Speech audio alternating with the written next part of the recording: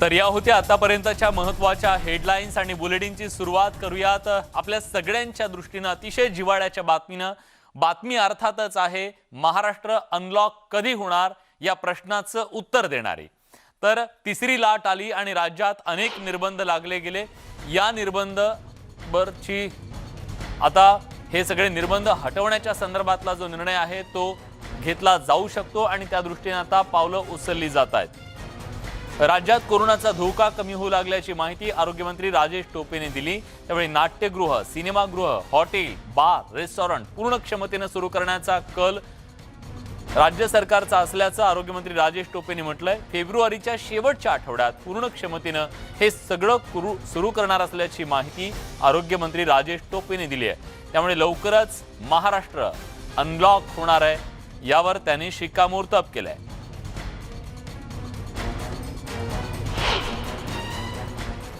सगळंच आता अनलॉक झाले काय राहिले अजून नाही। आज तशी कुठलीही चर्चा झालेली नाही, परंतु एक नक्की आहे की संख्या 6,000च्या दरम्यान सध्या दररोज येते। ज्या ज्या काही गोष्टी आहेत इथून पुढच्या काळात कुठल्याही आता जाचक गोष्टी राहणार नाहीच आहेत। ज्या आहेत त्या आता हळूहळू कमीच होतील आणि ज्या काही निर्बंध सध्या थोडेफार जे अस्तित्वात आहेत ते सुद्धा हळूहळू कमी करण्याच्या दृष्टिकोनातून आमचा मानस आहे।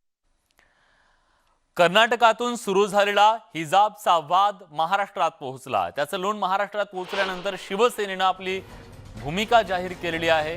शिवसेनेचे नेते, युवा सेनेचे अध्यक्ष, मंत्री यांनी आज आपली भूमिका जाहीर केली आहे। आदित्य ठाकरेंनी स्पष्टपणे सांगितलंय की शाळा आणि महाविद्यालय ही विद्येची मंदिरं असून तिथे राजकीय धार्मिक वाद नको,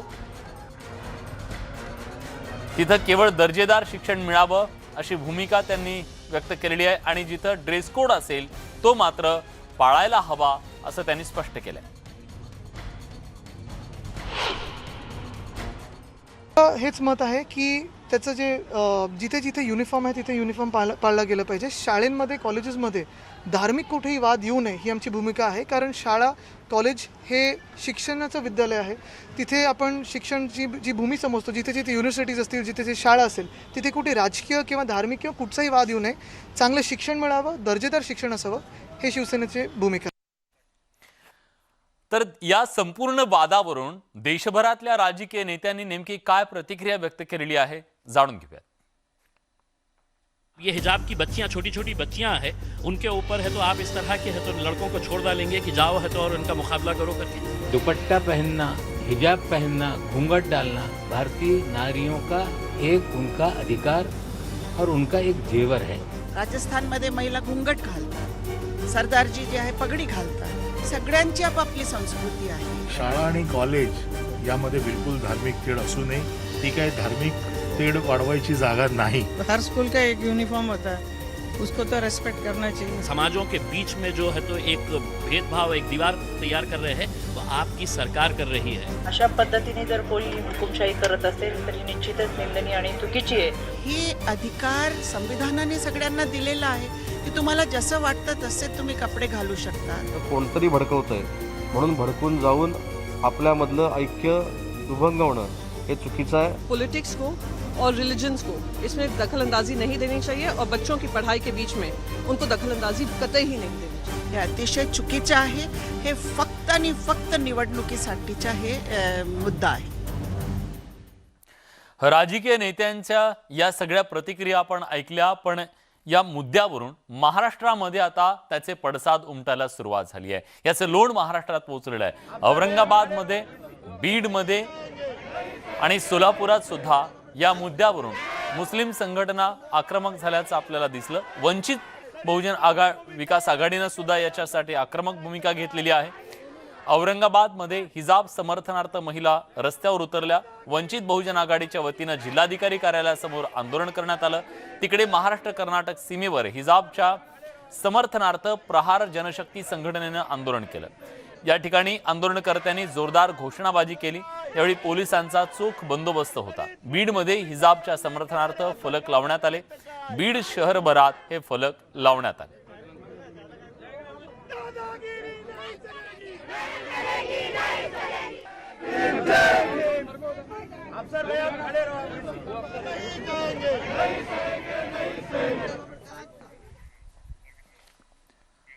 महाविकास आघाडी सरकार आणि भाजप यांच्यातला राजकीय संघर्ष हा दिवसागणिक अधिक पेटत चाललाय आणि आज शिवसेनेचे नेते खासदार संजय राऊत यांनी लेटर बॉम्ब टाकला। त्यांच्या लेटर बॉम्बच्या नंतर या दोन पक्षांमधली शिवसेना आणि भाजप यांच्यातला जो राजकीय संघर्ष आहे तो अगदी टिपीला पोहोचलाय हे स्पष्ट होत आहे।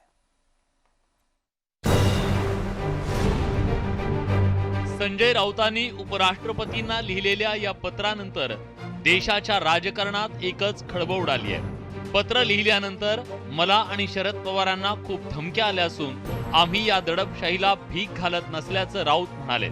पण हे पत्र म्हणजे फक्त ट्रेलर आहे, संपूर्ण पिक्चर अजून बाकी असल्याचं सांगत राऊतांनी केंद्रीय तपास यंत्रणा आणि केंद्र सरकारचा खरा चेहरा समोर आणण्याची घोषणा केली आहे। आजचं जे पत्र आहे ते फक्त मी माहितीसाठी लिहिलं आहे, हा ट्रेलर सुद्धा नाही आहे, ट्रेलरही अजून यायचं आहे। हे कशा प्रकारे सिंडिकेट चालवतात ईडीचे लोक, हे कशा प्रकारे यांचे स्वतःचेच आर्थिक घोटाळे आहेत आणि कशा प्रकारे ह्यांच्याकडून मनी लॉन्ड्रिंग होत आहे, हे ब्लॅकमेल करतात, हे धमक्या देतात सगळ्यांना, हे पैसे गोळा करतात आणि ह्यांचे वसुली एजंट आहेत बाहेर। नक्कीच मी नक्कीच हे ठाकरे परिवाराला बदनाम करतात, हे आमच्यासारख्या प्रमुख नेत्यांना बदनाम करतात, हे शरद पवार आणि त्यांच्या कुटुंबियांना बदनाम करतात। बरं का, काय हे कोण आहेत? मी तुमच्या घरात घुसलो तर तुम्हाला नागपूरला जाता येणार नाही। तुम्ही पत्र लिहिलं काल, पण ह्याची सुरुवात सर नेमकी कधी झाली काय? मी माझी पुढली पत्रकार परिषद शिवसेना भवनात घेणार आहे, त्यानंतरची पत्रकार परिषद मी ईडी कार्यालयाच्या बाहेर घेणार आहे, बाहेर घेणार आहे आणि हजारो लोकांच्या साक्षीने घेणार, ईडी कार्यालयाबाहेर घेणार आहे, ठरलंय। तुम्ही पहा आम्ही काय करतो। विशेष म्हणजे संजय राऊतांचं हे ट्विट सूचक असल्याचं सांगत आदित्य ठाकरेंनीही भाजपला इशारा दिलाय, तर ईडीला घाबरता कशाला असा सवाल उपस्थित करत भातखळकरांनी संजय राऊतांना प्रत्युत्तर दिलंय। खासदार संजय राऊत यांनी उपराष्ट्रपतींना एक पत्र दिलेलं आहे, त्यामध्ये म्हटलेलं आहे की शिवसेनेच्या नेत्यांना कुटुंबियांना ईडीच्या मार्फत त्रास दिला जातोय, मला देखील त्या संदर्भात एक धमकी देखील आली की तुमचा माजी रेल्वे मंत्र्यासारखी परिस्थिती करू म्हणून। कितपत मला वाटतं त्यांचं पत्र बोलकं आहे। आता तुम्हाला लोकशाही आठवली तरी कायदा हा आपलं काम करेल हे त्यांनी लक्षात ठेवावं आणि तुम्ही कर नसेल तर घाबरायचं कारण नाही, कायद्याला सामोरे जा अशी भाषा तुम्ही करतच होतात, ती करा आणि तुमच्या वरच्या कारवाईमुळे महाविकास आघाडी सरकार पडेल बिडेल असल्या भ्रमात राहू नका। तो आमचा हेतू कधीही नव्हता, नाहीये आणि असणार पण नाही। दुसरीकडे देवेंद्र फडणवीसांनी संजय राऊतांनी दिलेल्या इशाऱ्यावर सिंह गिधाडांच्या धमक्यांना घाबरत नाही अशी प्रतिक्रिया दिली आहे। उनको मैं इतना ही कहना चाहता हूं, शेर कभी गिदड़ों की धमकियों से डरा नहीं करते, और अगर उनका कोई ग्रीवियंस है तो कोर्ट में जाकर रखे। मैं इतना जरूर कह सकता हूं कि मोदी जी की सरकार में किसी को विक्टिमाइज नहीं किया जाता, विक्टिमाइज करने का कोई मोदी जी की सरकार में कभी ये होता नहीं है, और इसलिए मुझे लगता है उन्होंने विक्टिम कार्ड खेलना छोड़ देना चाहिए। एकंदरीतच संजय राऊतांनी राज्यातल्या महाविकास आघाडी सरकार पाडण्यासाठी कट आखला जात असल्याचा आरोप केलाय। आता त्यांनी या प्रकरणी थेट उपराष्ट्रपतींना पत्र लिहिल्यानं पुढे काय घडतं हे पाहणं महत्त्वाचं ठरणार आहे। Bureau report, news 18 Lokmat. Sanjay राऊतांनी पत्र लिहिलं, ईडीवर गंभीर आरोप केले, त्या पत्रात नेमकं काय आहे आपण बघूयात ग्राफिक्सच्या माध्यमातून। संजय राऊत यांनी हे पत्र लिहिलेलं आहे। उपराष्ट्रपतींना लिहिलेल्या पत्रात ते म्हणतात, 1 महिन्यापूर्वी काही लोकांनी माझ्याशी संपर्क केला आणि राज्यातील सरकार पाडण्यासाठी मदत करण्याची मागणी केली। यात महत्त्वाची भूमिका बजावावी अशी त्यांची इच्छा होती, मात्र या कटात सामील होण्यास मी नकार दिला। त्यानंतर याची मोठी किंमत चुकवावी लागेल असा इशारा देण्यात आला। इतकंच नाही तर आगामी काळात माझी अवस्था एका माजी केंद्रीय रेल्वे मंत्र्याप्रमाणे होईल, ज्याचा अनेक दिवस जेलमध्ये राहावं लागलं होतं। इतकंच नाही तर मला धमकी देण्यात आली की राज्य सरकारमधील आणखी 2 ज्येष्ठ कॅबिनेट मंत्र्यांबरोबर 2 ज्येष्ठ नेत्यांना सुद्धा PMLA कायद्याअंतर्गत जेलमध्ये पाठवू, ज्यामुळे मध्यावधी निवडणुका लागतील. 2012-13 मध्ये काही लोकांनी माझ्या कुटुंबियांना एक छोटी जमीन विकली. त्या व्यक्तींना ईडी आणि अन्य एजन्सीकडून चौकशीसाठी बोलवून त्रास दिला जातोय. माझ्या विरोधात जबाब द्यावा यासाठी दबाव टाकला जातोय.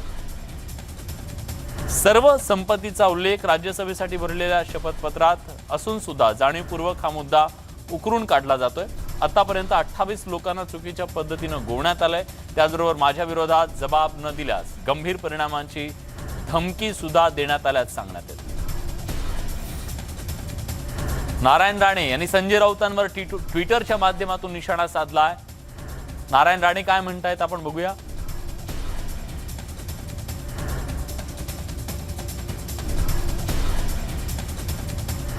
संजय राऊत यांचं वक्तव्य, मुंबईचा दादा शिवसेना, पण ती फक्त मातोश्री पुरतीच. गुन्हे करायचे आणि मी नाही त्यातला असं म्हणायचं, ही वेळ संजय राऊत यांच्यावर आली आहे. धमक्या देण्याचे दिवस राऊत आता संपलेत, अशा शब्दात राणेंनी त्यांना आव्हान दिलंय.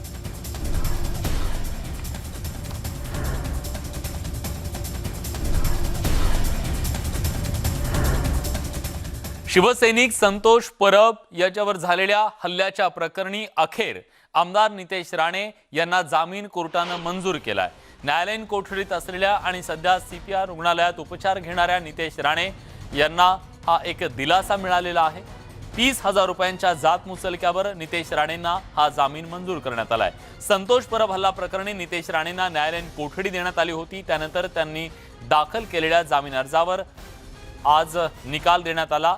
त्यात त्यांना जामीन मंजूर करण्यात आला. नितेश राणेंना जामीन मंजूर झाल्याचं कळताच त्यांच्या समर्थकांनी जल्लोष केला. दरम्यान नितेश राणे यांना जिल्हा सत्र न्यायालयानं जामीन मंजूर केला असला तरी कणकवली तालुक्यात यायला बंदी घालण्यात आली आहे. दरम्यान नितेश राणेंची तब्येत बिघडल्यानं त्यांना कोल्हापूरच्या CPR रुग्णालयात दाखल करण्यात आलं.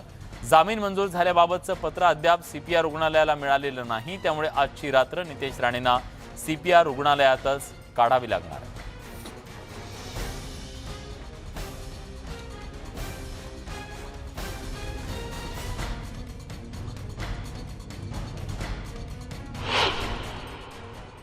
न्यायालयाने नितेश राणे आणि राकेश परब या दोघांचाही जामीन अर्ज मंजूर केला आहे. दोघांनाही 30,000 रुपयाच्या जामिनावरती सोडण्याचे आदेश झालेले आहेत. त्याचप्रमाणे त्यांना काही कंडिशन घालण्यात आलेले आहेत.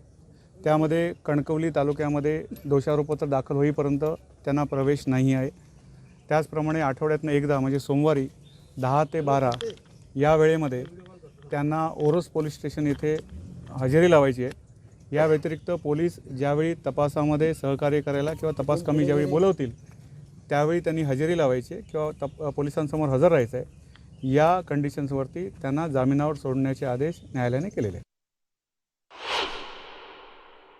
आज आपण त्यांची तपासणी सिटी एनजीओच्या अगोदरची तपासणी करण्यासाठी गेला असता त्यांचा BP थोडा हायर साईडला आहे, म्हणजे BP थोडा वाढलेला आहे आणि त्यांना चक्कर गिडीनेस थोडी कंप्लेंट करत आहेत.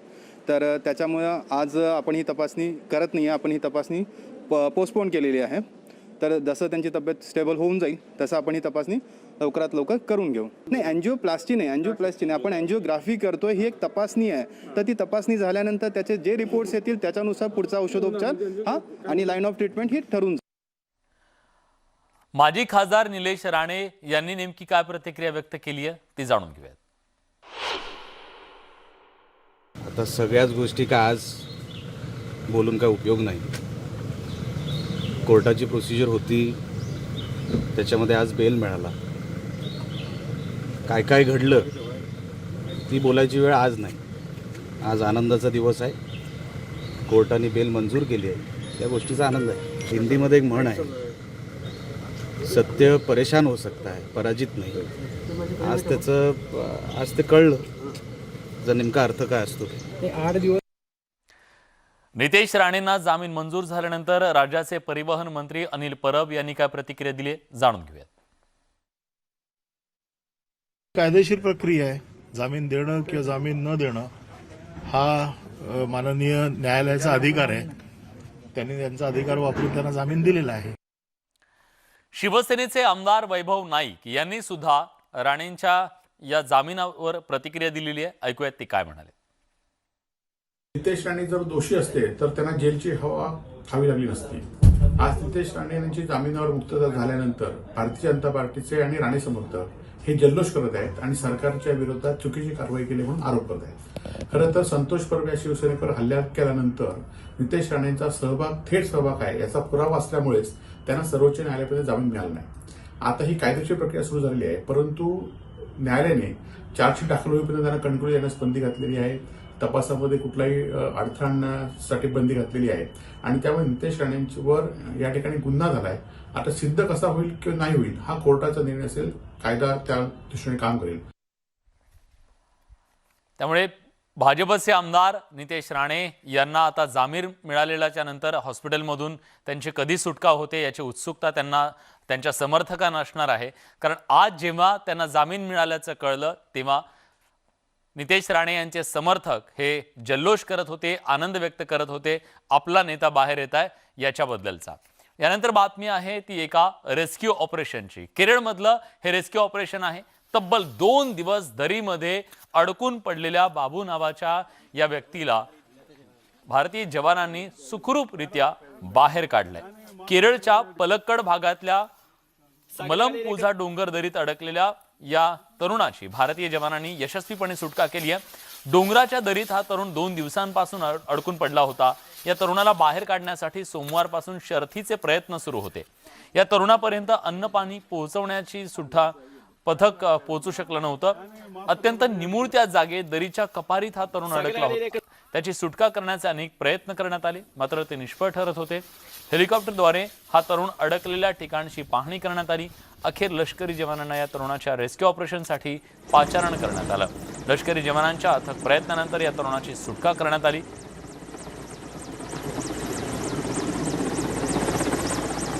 या तरुणाच्या सुटकेनंतर त्याने लष्कराच्या जवानांचे आभार मानले.